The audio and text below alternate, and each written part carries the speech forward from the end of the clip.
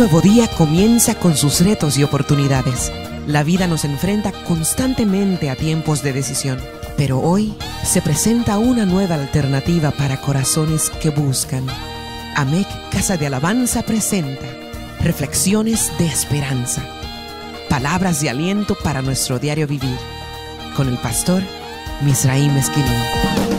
Te bendiga, te habla tu hermano y amigo el pastor Misraim Esquilín, pastor rector de la iglesia AMEC Casa de Alabanza, una iglesia de presencia que está localizada en el 109 de la calle Palmera en el pueblo de Canóvanas, y como todos los viernes venimos a través de este púlpito radial para llevarte 45 minutos de esperanza, esa esperanza que no avergüenza porque el amor de Dios ha sido derramado en nuestros corazones por el Espíritu que nos ha sido dado.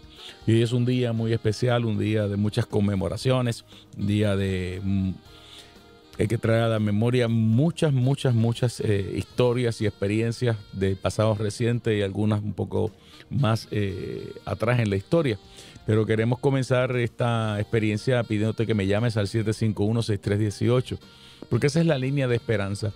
Hay gente de nuestra iglesia que está aquí tempranito, lista para tomar tu llamada, orar contigo, orar por ti, orar por los tuyos, pedirle al Todopoderoso que se inserte en tu necesidad. De hecho, esta mañana la capitana de ese ministerio, la querida hermana Mary Sotomayor, que es diaconisa de nuestra casa y es quien dirige este equipo que está a cargo del ministerio de atender las llamadas telefónicas, es la que está haciendo esta labor. Y te pido que la llames con mucha prontitud para poder atenderte con la responsabilidad que te mereces. Y dentro de ese proceso pedirle al Todopoderoso, insertarnos en la oración para que abra las ventanas de los cielos y responda a tu necesidad. Es un día en el que nosotros vamos a tomar gran parte de este programa para reflexionar respecto a la situación que tenemos ahora mismito en las manos, no solamente en el país, sino en el planeta. Por casualidad, entre comillas, es el 911, hoy es el 11 de septiembre.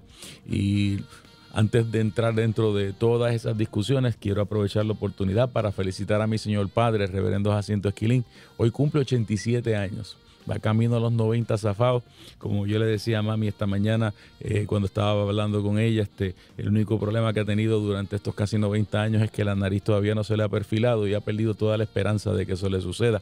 Al viejo muchas felicidades, muchas bendiciones en su día. Nació 2 días antes del huracán San Felipe, que ha sido el huracán más devastador que haya tenido la isla en su historia.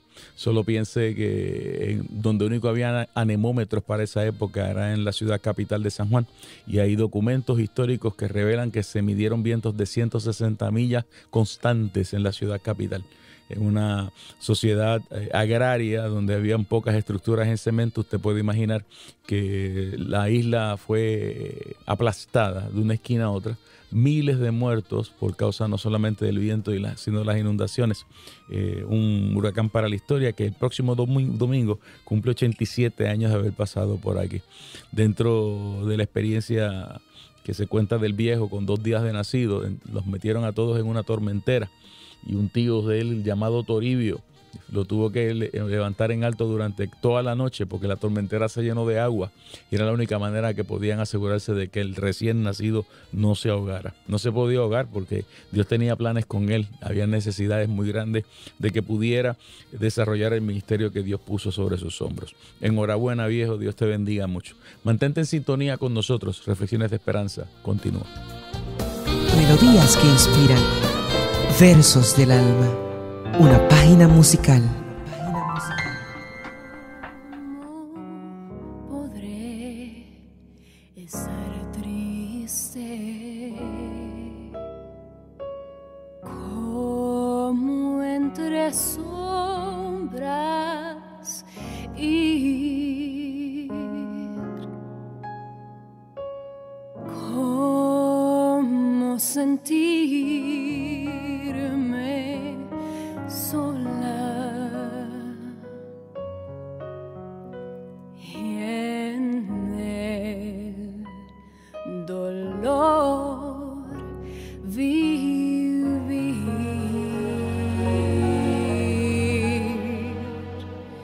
Si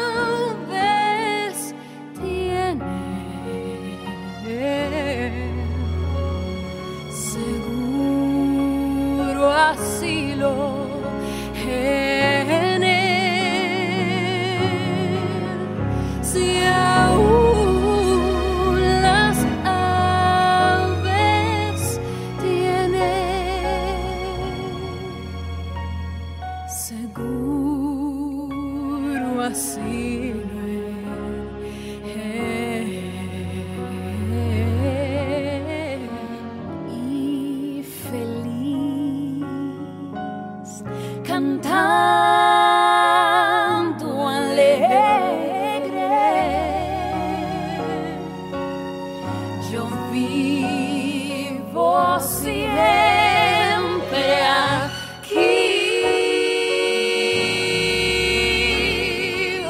Si Él cuida de las aves, cuidará también de mí. Yo sé que Él cuidará de mí. Si Él cuida de las aves, cuidará también de mí. Si Él cuidará también, cuidará también de mí.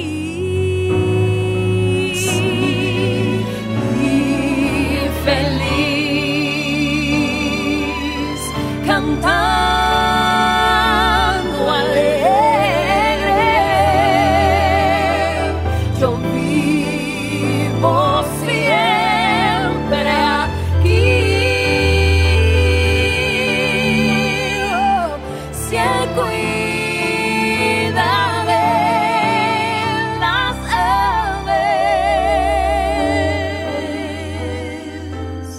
cuidará también de mí. Si yo sé que Él cuidará de mí, si Él cuida de las aves, cuidará también de mí. Oh, de mí. Él cuidará, cuidará. Sí. Yo sé, sí, yo sé que Él cuidará de mí.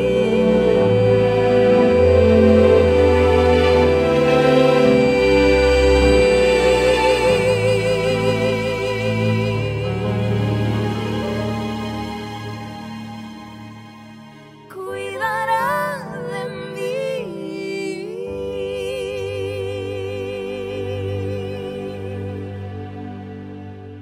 Estamos de vuelta a este púlpito radial y como decía hace unos minutos atrás, antes de esa interpretación, los labios de las muchachas de Norte Fijo, Pamela y Shirley. Algo que nosotros tenemos que asegurarnos de entender en un tiempo como este es cómo nosotros podemos repasar nuestra historia de manera tal, como decía el doctor Santillana hace muchos años atrás, no cometamos el error de repetir los mismos errores que fueron cometidos por las generaciones que vivieron antes que nosotros. Corría la última parte de la década de los años 30, un cabo bohemio llamado Adolfo Hitler estaba en sus anchas, caminando como quería, tratando de hacer realidad un sueño que se le había metido en la cabeza cuando era conocido como el Cabo Bohemio. Un alemán, de padres alemanes, pero que había nacido más cerca de Austria que otra cosa, y que había sufrido muchos vejámenes y dolores de cabeza durante la Primera Guerra Mundial, y que dentro de su locura había decidido que toda Europa tenía que pagar los platos rotos de lo que Alemania había sufrido durante esa guerra y los años posteriores a la misma. Había sido una época difícil para Alemania. La gente usaba el dinero para quemarlo en las calles y calentarse porque no valía absolutamente nada la moneda alemana después de esa Primera Guerra Mundial. Y levantando un movimiento llamado nacionalsocialista, muy parecido a algunas cosas que nosotros estamos viendo y escuchando en nuestros ambientes durante el último tiempo, decidió crear un ambiente casi psicótico en toda la sociedad alemana alrededor del destino de esa raza aria, un destino casi manifiesto, un imperio que debe durar 1000 años, imponiéndose con las camisas pardas a lo largo y a lo ancho de todos los lugares de su país, echar a un lado al Kaiser y en un momento dado, luego de tomar control del Parlamento, hacerse primero primer ministro, presidente y luego rector, Führer, dictador, el único rector de la Alemania. En el camino, figuras místicas como Neville Chamberlain y compañía estaban tratando de hacerle frente a este hombre. Y ese último nombre que acabo de mencionar, Neville Chamberlain, aparece registrado en la historia como uno de los ineptos más grandes que jamás haya pisado el planeta. A pesar de que los pasados 20 años han tratado de quitarle un poquito el polvo de la cara, la historia está escrita. En 1938 se sentó a la mesa con Hitler y le dijo a Hitler que él venía a negociar la paz para Europa. Hitler, con ese carisma y esa fuerza que tenía y un verbo de esos que hacía que la gente temblara o fuera de emoción o de miedo, como dicen en Canóvanas, le comió los dulces a Chamberlain y lo hizo temblar y trastabillar al punto de que Chamberlain salió de esas reuniones aceptando todo lo que Hitler le había presentado. Yo quiero que me des la oportunidad de que nosotros podamos regresar a tener nuestro ejército y nosotros vamos a construir un aparato militar y nosotros vamos a ser dueños de nuestro destino, y yo quiero que me den a Checoslovaquia y quiero que me den esta parte de los Sudetes y esta parte de Austria también es mía. A eso le llamaron la Conferencia de Múnich, 1938. Y en septiembre 27 de ese año, Chamberlain se paró frente al Parlamento británico y con un verbo inmaculado, porque si algo hay que reconocer que tenía don Neville Chamberlain era que tenía la capacidad para poder hablar y que convencer a la gente. Mientras hablo contigo veo muchas de las fotografías de ese ilustre, entre comillas, primer ministro británico. Digo entre comillas porque la historia le ha puesto la etiqueta de que él es el responsable de la Segunda Guerra Mundial. A él lo depuso el rey de la época en Inglaterra y puso en su lugar a un Winston Churchill, pero ya era tarde para poder recuperar el terreno perdido. Y Chamberlain muere como 3 semanas o 4 semanas después de que le quitaron la posición de primer ministro. Nunca vio que su incapacidad para poder detener a Hitler costó 77 millones de vidas, así como usted lo está escuchando. Durante el tiempo en que estas discusiones se estaban dando, cientos de miles de refugiados de diferentes lugares de Checoslovaquia, de Austria y de Alemania salían huyendo de las fronteras de ese país, buscando la manera de encontrar refugio en otros sitios porque sabían lo que venía. A muchos de esos refugiados los montaron en barcos. Hay un barco que ha pasado a la historia, el barco St. Louis, que vino a tener hasta Cuba, y los cubanos recibieron instrucciones de no recibir a esos refugiados. Eran judíos. No los quisieron en España, no los quisieron en Francia, no los quisieron en Estados Unidos. Los regresaron a Alemania, y de la población que andaba en ese barco, si mi repaso de la historia ha sido el correcto, solo 10 sobrevivieron a las cámaras de gas y a los campos de exterminio que Hitler encendió. ¿Por qué estoy comenzando este análisis de esta manera? Esta reflexión esta mañana con esas palabras. Porque nosotros estamos viviendo exactamente el mismo cuadro. Exactamente la misma experiencia. Mientras miles de refugiados esta vez huyen de esa zona cercana a Irán, el área de Siria, esa área norte de Turquía, todas las áreas que están cerquitas a la frontera de Irán con estos otros países. Y estamos tratando de hacer de tripas corazones para poder recibirlos. Se ha sentado una comisión sin carácter a negociar con el líder supremo de Irán y a escuchar sus exigencias. Dentro de un ratito yo voy a hablar un poquito acerca de cómo es que funciona ese gobierno iraní y cómo es que ha llegado a la autoridad que tiene en este instante. Una de las cosas que usted va a descubrir es que se han sentado a la mesa y han obligado a que se acepte todo lo que ellos han pedido. Escuche lo que significa las peticiones de Irán. Irán puso sobre la mesa que la destrucción de Israel no era negociable, que ellos van a destruir a Israel. Y quienes estaban negociando con ellos no tuvieron el carácter para decir eso no se puede aceptar, nosotros nos vamos a levantar. Irán exigió tener la capacidad de poder tener cohetes interbalísticos, cohetes que pueden ir de nación a otra nación y hacer pedazos lo que haya en el camino. Nadie se levantó de la mesa para protestar que eso estuviese allí. Irán exigió 150.000 millones de dólares y en una nota al calce hay 100.000 millones de dólares para el famoso Ali Khamenei. En Irán solamente después de la revolución de 1979 ha habido dos líderes supremos. El primero, el ayatollah Ruhollah Khomeini, que fue el responsable de los rehenes que en el gobierno de Carter se mantuvieron presos hasta que Reagan llegó a la presidencia. Y luego de la muerte de Ruhollah Khomeini en el 89, entró Ali Khamenei, que es el líder supremo. Técnicamente lo deben escoger la Asamblea de los Expertos, pero él domina esa zona. Ese líder supremo tiene a su cargo todo lo que es el aparato de seguridad, tiene a su cargo la Guardia Islámica Republicana, tiene a su lado el Concilio de los Guardianes, que no es otra cosa que un grupo parecido a lo que debe hacer el Tribunal Supremo de Estados Unidos, aunque hay un Tribunal Supremo para Irán aparte. 6 de los miembros de ese grupo son nombrados por Ali Khamenei y los otros 6 por el presidente de la Corte Suprema, a quien Ali Khamenei ha colocado en su lugar. El presidente de facto, que en este tiempo es Hassan Rouhani, desde agosto del 2013, lo que está es sentado en una esquina con 22 miembros de un gabinete y se le dice lo que tiene que hacer. Este señor, Ali Khamenei, recibe 100.000 millones de dólares como parte de este trato.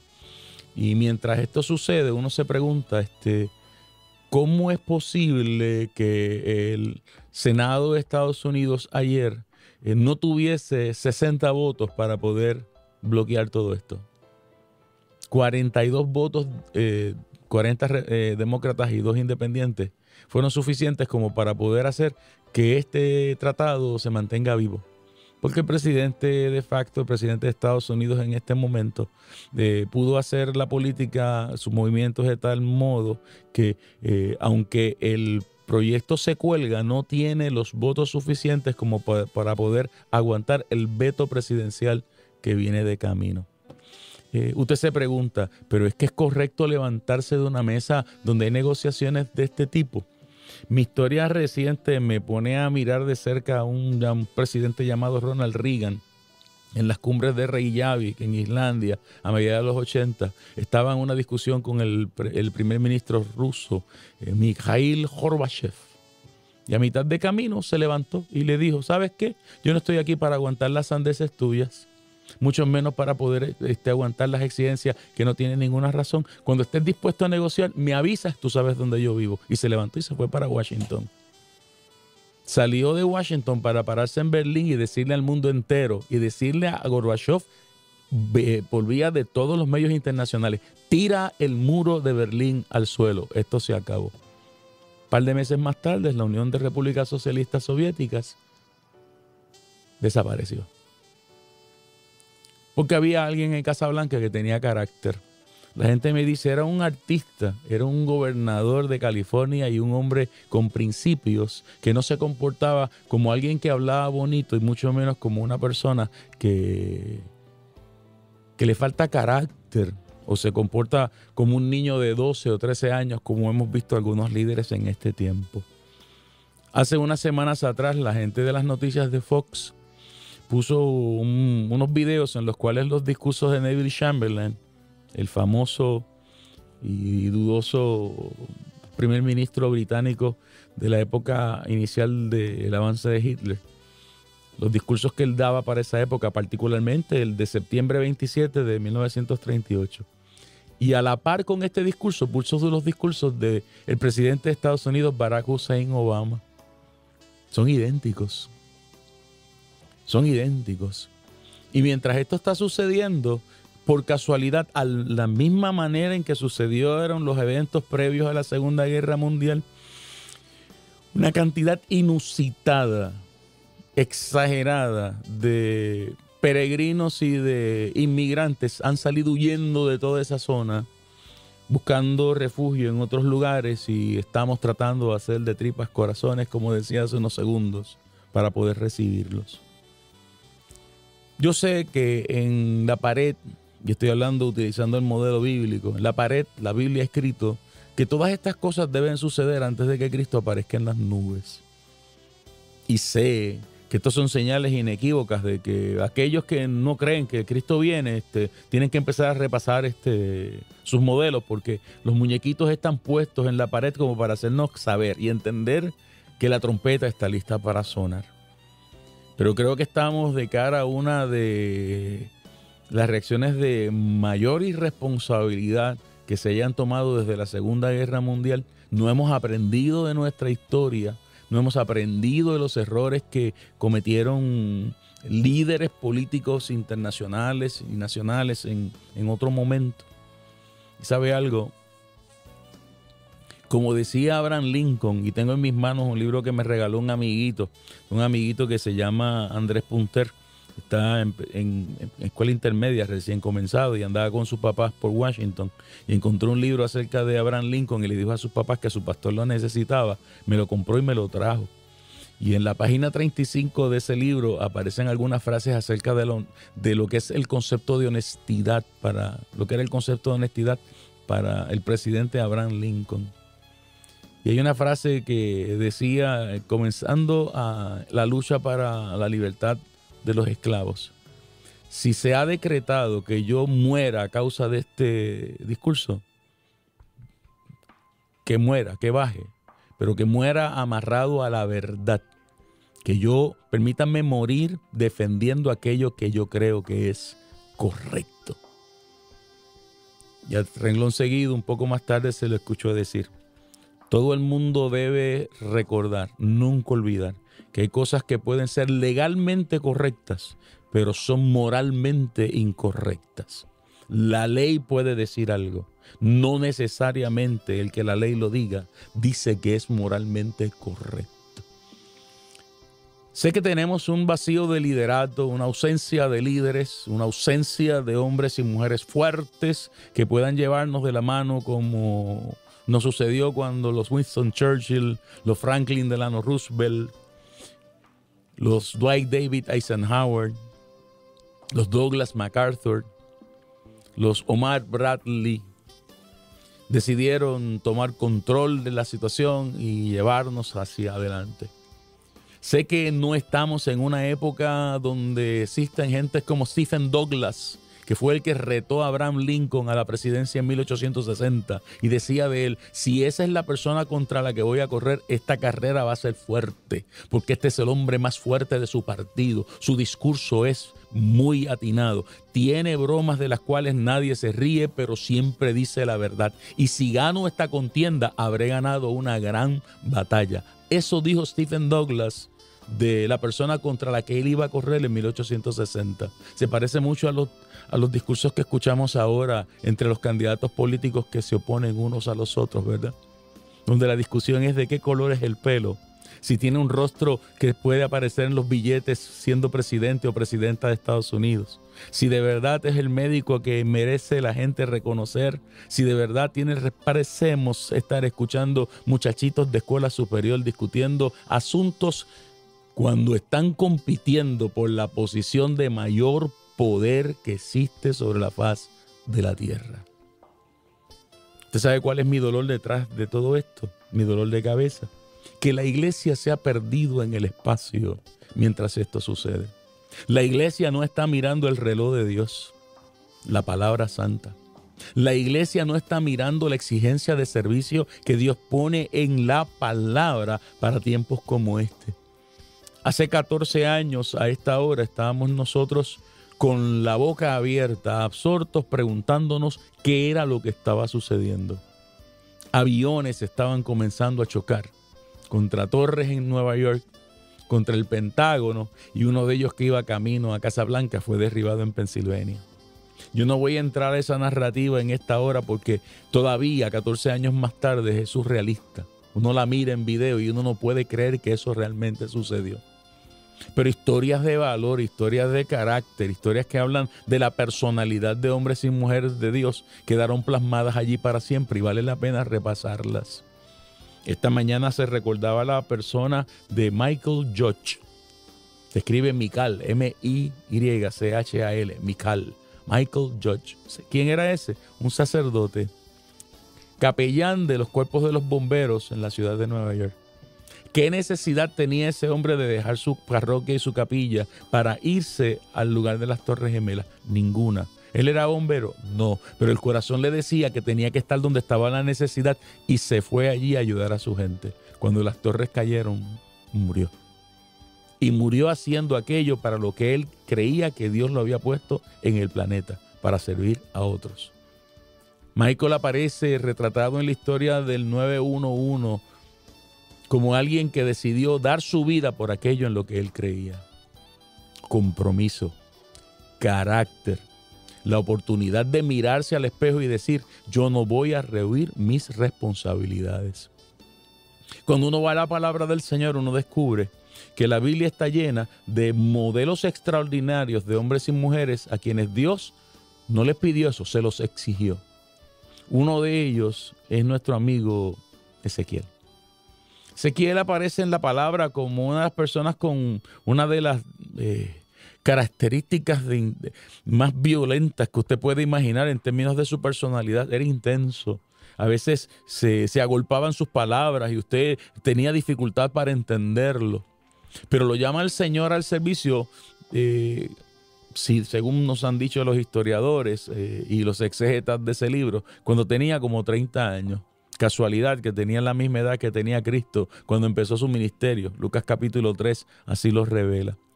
Y es un individuo a quien Dios conquista de una manera poderosa y le dice, yo te he puesto como atalaya en este sitio. Y tú necesitas hablarle al pueblo, porque si ese pueblo sufre y sufre porque no ha tenido la oportunidad de escuchar la palabra que yo te di, tú eres el responsable de ese pueblo ante mí. Si tú le hablas y como quiera no obedecen, tú habrás librado tu responsabilidad. Es interesante porque las experiencias que le da Dios a Ezequiel en su libro son experiencias tan y tan intensas que la Biblia dice, para empezar con la primera de ellas, que duró 3 capítulos, del capítulo 1 hasta el capítulo 3, que lo dejaron sin aliento, atónito durante 7 días, boquiabierto. Experiencias con las que Dios tiene que marcar a este hombre para asegurarse que, 1, entienda que es Dios que le llamó. 2, que no existe manera que puede confundir la voz de Dios cuando le habla. Y 3, que no puede rehuir la responsabilidad que Dios ha puesto sobre sus hombros. De ahí en adelante, cada vez que Dios quiere tratar con su siervo, le impone las manos. La mano del Señor fue sobre mí. La mano del Señor vino sobre mí. La mano del Señor me tomó. Experiencias intensas con el Señor. Y a este hombre, joven adulto, que Dios le da experiencias que lo marcan. A este hombre, Dios le pone en el camino un corazón para la intercesión. Yo he estado haciendo muchas referencias durante las últimas semanas a ese capítulo 9 del libro de Ezequiel, porque en ese capítulo 9 del libro de Ezequiel aparecen unas figuras poderosísimas que vale la pena contrastar y comparar con lo que nosotros vivimos hoy. 6 varones aparecen en el camino, dice ese capítulo 9 y verso 2. Y uno de ellos trae en sus manos un tintero de escribano. Todos traen instrumentos para destruir, pero hay uno de ellos que está vestido de linos, como dice el texto original, y en su cintura lo que trae es la capacidad para poder escribir en el libro de Dios. La vestidura de linos que se describe aquí es la misma vestidura que se le asigna al sumo sacerdote desde Éxodo capítulo 32 en adelante. Y es bien curioso, porque a los 5 que andan con este varón vestido de lino que trae tintero de escribano en su cintura, cuando todos se paran junto al altar de bronce, a este Dios le dice, pasa por la ciudad y ponle una señal en la frente a los que gimen y a los que claman. A esos no los van a tocar. Y excepto a ese, a los otros 5 le dan señales para que vayan a destruir. En cristiano, de los 6, hay 5 que van a destruir, este viene a reconciliar. Este viene a marcar para que haya perdón y para que haya oportunidad de escapar de la crisis que viene de camino. Déjeme hacer un alto aquí para empezar a hacer aplicaciones. Dios está llamando en este tiempo jóvenes y jóvenes adultos. Dios está llamando hombres y mujeres para convertirlos en profetas valerosos y valientes para este tiempo.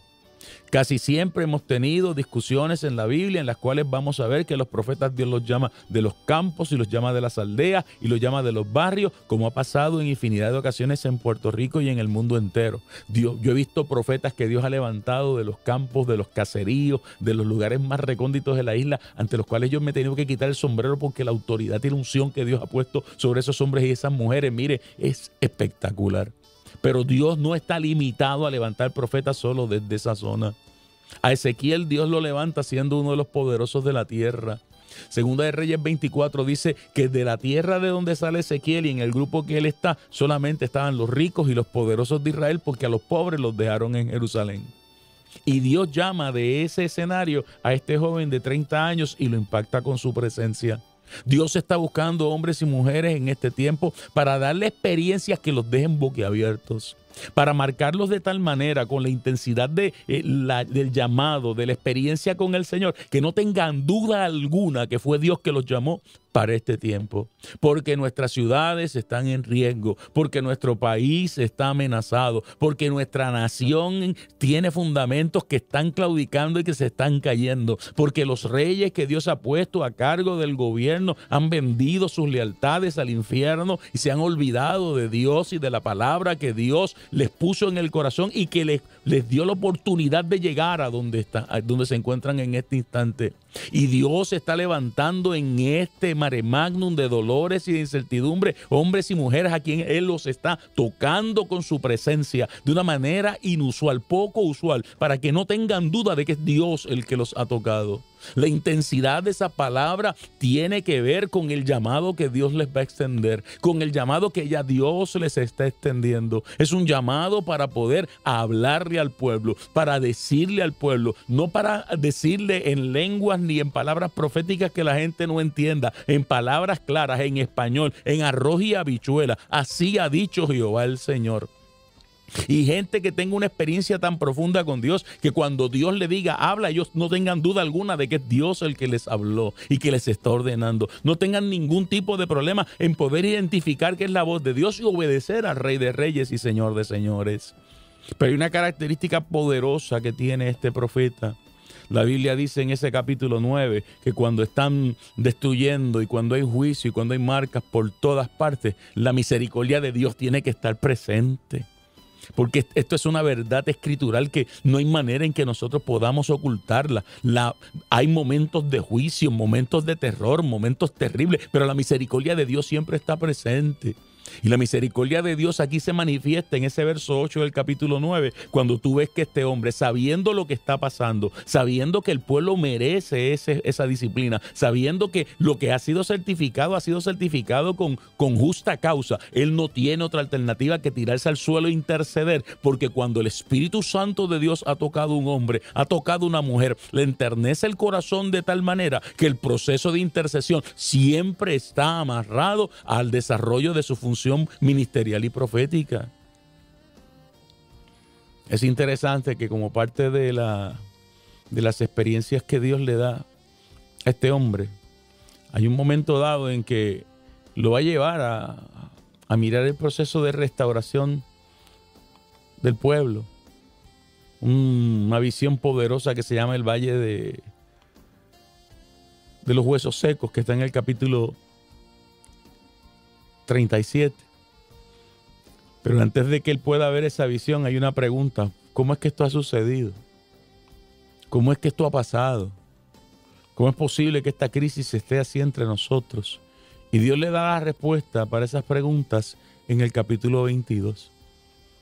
Y yo te voy a leer algunos versos de ese capítulo 22 para ver si se te suena algo familiar, algo que tú has podido entender o que has visto recientemente. Ese capítulo 22 de Ezequiel, los versos del 24 en adelante, miren lo que Dios le dice al profeta que comunique. Hijo de hombre, di a ella, está hablando de la tierra de Judá, de la ciudad de Jerusalén, tú no eres tierra limpia, ni rociada con lluvia en el día del furor.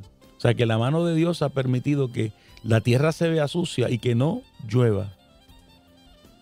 Verso 25, hay conjuración de sus profetas en medio de ella. O sea, los profetas conspiran, se ponen de acuerdo. ¿Quieres saber por qué los huesos se secaron?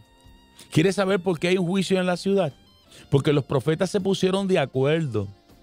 Y se pusieron de acuerdo para vender su mensaje y para mentir. Oye lo que dice: como león rugiente que arrebata presa, devoraron almas, tomaron haciendas y honra y multiplicaron sus viudas en medio de ellas. Profetas que se ponen de acuerdo para decirle a la gente: te va a ir bien. Esta es la manera en que los multiniveles te van a ayudar. Esta es la forma en que la sanidad te va a mirar. Pacta conmigo y ponlo en el altar. Porque si pactas, Dios va a honrar esa palabra. Y si pactas, Dios te va... Mire, a mí esto me produce un malestar que usted no tiene una idea. Esta semana yo veía un especial de HBO que lo miré por casualidad y me quedé pegado porque era Dios que me estaba obligando a verlo. Uno de estos cómicos sarcásticos que usted no vería por nada ni por nadie del mundo, yo lo estaba viendo.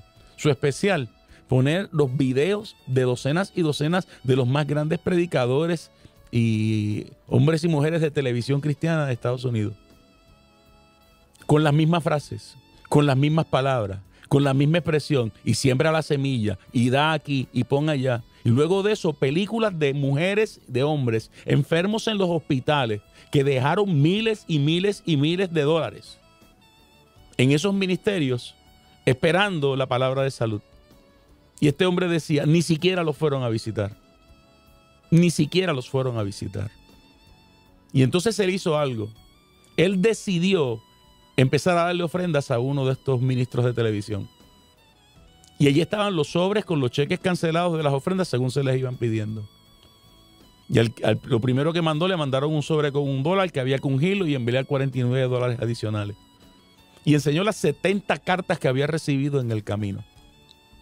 Y los errores en las repeticiones del proceso. Y convirtió la experiencia del púlpito, un púlpito que en el 99% de las ocasiones es santo y es correcto, en una burla, porque hay profetas conjurados en medio del pueblo para devorar almas, para tomar haciendas, para tomar honra, para multiplicar viudas en medio de ella. Estoy leyendo Ezequiel capítulo 22, verso 25. El verso 26 dice, no solamente los profetas hicieron conspiración, los sacerdotes violaron mi ley. Contaminaron mis santuarios. Entre lo santo y lo profano no hicieron diferencia, ni distinguieron entre inmundo y limpio, y de mis días de reposo apartaron sus ojos, y yo he sido profanado en medio de ellos. Santuarios que han sido profanados. Mientras nosotros hemos jugado a la vida evangélica durante los últimos años, hay gente que ha trepado motoras en los púlpitos. Y usted dirá, pero ¿qué hay de pecaminoso entre...? Yo no necesito una motora en el altar. Yo no necesito fuegos artificiales en el altar. Yo no necesito luces de colores para que el Espíritu Santo se mueva. Yo no necesito un escenario. Yo no necesito un espectáculo. Yo no necesito show. Yo necesito que la presencia del Espíritu Santo de Dios se mueva en medio de la casa y Él es más que suficiente para poder conseguir lo que el pueblo necesita.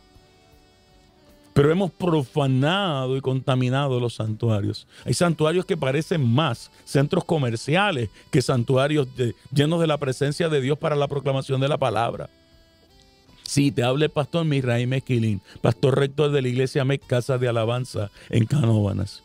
Y yo soy responsable de lo que estoy diciendo a través de este púlpito radial esta mañana. Que por qué hay amenazas para las cuales nosotros no estamos preparados, que por qué hay situaciones para las cuales nosotros no nos hemos preparado, porque hay profetas conjurados y hay sacerdotes que violaron la ley de Dios. Y usted entiende lo que yo estoy diciendo aquí, son ministros del altar, hombres y mujeres que hemos debido manejar con un poco más de responsabilidad lo que el Señor nos ha pedido que nosotros cuidemos. El verso 27, los gobernantes. Sus príncipes en medio de ellas son como lobos que arrebatan presa, derramando sangre para destruir las almas, para obtener ganancias injustas. Yo no me puedo dar el lujo de ser un político partidista porque yo pastoreo un microcosmos de Puerto Rico. Yo pastoreo gente de todos los lugares, de todos los sectores y le tengo que garantizar el derecho a cada uno de ellos a ejercer democráticamente sus preferencias. Pero yo he escuchado esta semana un proceso, un descargue de responsabilidades gubernamentales que a mí me asustan, a mí me preocupan. Escuchar al señor gobernador decir que él no va a respetar lo que dice la Constitución de este país. Esto es algo que nosotros tenemos que considerar. La Constitución de este país, nosotros no podemos decidir cuándo la vamos a respetar y cuándo no. Y esa Constitución dice que hay que pagar. Que eso nos crea un dolor de cabeza extraordinario. Lo tenemos de frente ya hace más de 15, 20 años. Que le ha tocado a él la responsabilidad de lidiar con los dolores de cabeza que le han dejado las administraciones pasadas. So be it. El que se postuló sabía que iba para esto. Pero usted no puede jugar con la Constitución del país. Porque la Constitución nos dice a nosotros cuál es nuestra estructura, cuál es nuestra razón de ser como pueblo, y es lo que le da color a lo que nosotros somos como puertorriqueños. Pero ese no es el único dolor de cabeza que está amarrado a ese verso. Usted tiene que mirar hacia atrás y preguntarse de todas las administraciones que nosotros hemos tenido por los pasados 40 años, ¿a cuántos de ellos nosotros hemos llamado a capítulo para que nos expliquen dónde es que están esos 72 mil millones de dólares que nosotros debemos? Y esto es como una enfermedad que se ha metido dentro del pueblo de tal manera de que nosotros al final de la administración del doctor Pedro Rosselló vimos como mucha gente del Departamento de Educación iba presa por lo que se llevaron ayer preso un montón de gente. Esta corporación que trabaja con la dinámica esta de tutorías que el gobierno federal desarticuló ayer, esa gente recibió 200 millones de dólares. Y la mayoría de estos ejercicios de tutoría comenzaban a finales de abril para durar durante todo el verano. ¿Y a qué estudiante usted tiene en la escuela a finales de abril, en mayo, en junio o en julio? A nadie. Y se repite la misma escena como si fuese un espíritu contaminante que corre dentro del pueblo, porque si la cabeza está mala, el cuerpo está enfermo. Ezequiel nos escribe esto 26 siglos atrás. Y parece que lo escribió ayer por la mañana sentado en la plaza pública de uno de nuestros pueblos mirando la realidad puertorriqueña y leyendo nuestros periódicos. Lo grande del caso es que si fuesen esas las únicas tres acusaciones, usted diría, tiene más que suficiente. Pero mire el verso 28 de ese capítulo 22. Sus profetas le recubren con lodo suelto, profetizándoles vanidad y adivinándoles mentira. En cristiano, déjame ponerle un plaster a esto y ponerle un poquito de masilla para que no se vea y que se vea bonito por fuera, cuando lo que está detrás de esto está destruido. Sí, todo el mundo tiene profecías de prosperidad y de bendición, como Ananías en los tiempos de Jeremías. No nos va a pasar nada, Babilonia va a desaparecer.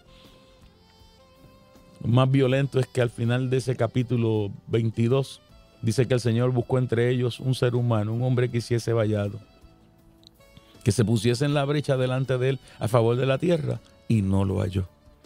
Yo estoy convencido por la presencia de Dios y por la palabra que en este tiempo no será igual. Que en este tiempo Dios va a encontrar hombres y mujeres que se paren en la brecha. En este tiempo Dios va a encontrar hombres y mujeres que se van a parar en el vallado y que van a hacer suyas las palabras que el Señor les ha dicho que hablen. Hombres que no se van a quedar con la palabra de Dios guardada y que van a interceder y que van a tener experiencias tan poderosas con el Señor que cuando se escriba esta parte de la historia y cuando volemos al cielo, se dirá que en esta generación Dios levantó hombres y mujeres como Ezequiel que fueron capaces de creerle a Dios hasta medir la ciudad celestial. Semana que viene, cuando yo regrese sobre esta reflexión, voy a traer a colación unas palabras poderosas del doctor César Vidal, donde él, utilizando el libro de Ezequiel, describe cómo es que se forma Sodoma. Y cuando tú escuches esas palabras, yo estoy seguro que me vas a llamar y me vas a decir, hay que regresar al tiempo de Ezequiel y pedirle a Dios que nos levante como levantó ese hombre para un tiempo difícil, hombres y mujeres tocados por la presencia del Señor. Padre, la palabra que me has inspirado por esta mañana la he puesto a la consideración y la he expuesto a la consideración, para la consideración de mis hermanos y hermanas. Es una palabra dura, una palabra difícil, pero una palabra, Dios, que nos invita a mirar los errores que se cometieron en el pasado, procurando que nosotros corrijamos los mismos errores que estamos cometiendo en el presente.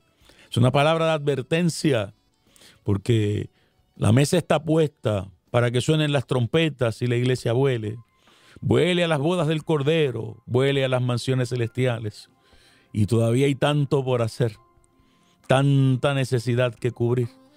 Y muchos de nosotros como pueblo tuyo, con las manos amarradas e incapacitados, Dios, para desatar y hacer lo que nos ha pedido que hagamos.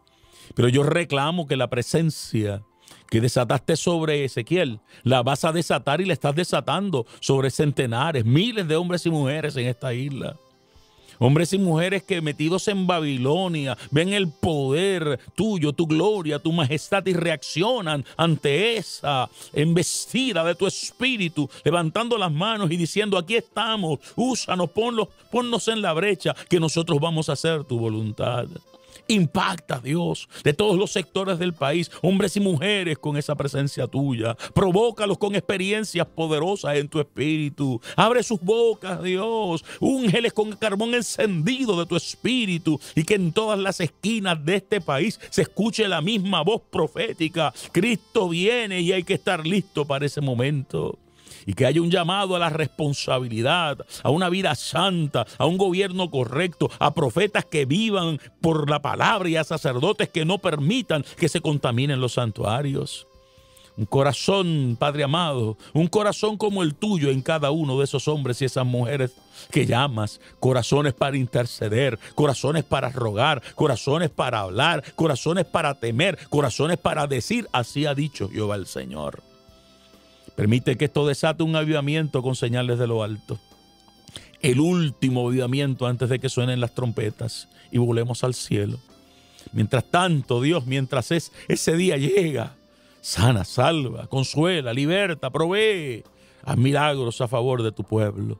Lo pedimos, Señor, lo rogamos con acción de gracias. Y en el único nombre dado a los hombres en el que podemos ser salvos, en el nombre de Jesús. A Él gloria y alabanza, ahora y siempre. Amén y amén. AMEC Casa de Alabanza presentó Reflexiones de Esperanza. Palabras de aliento para nuestro diario vivir. Con el pastor Misraim Esquilín.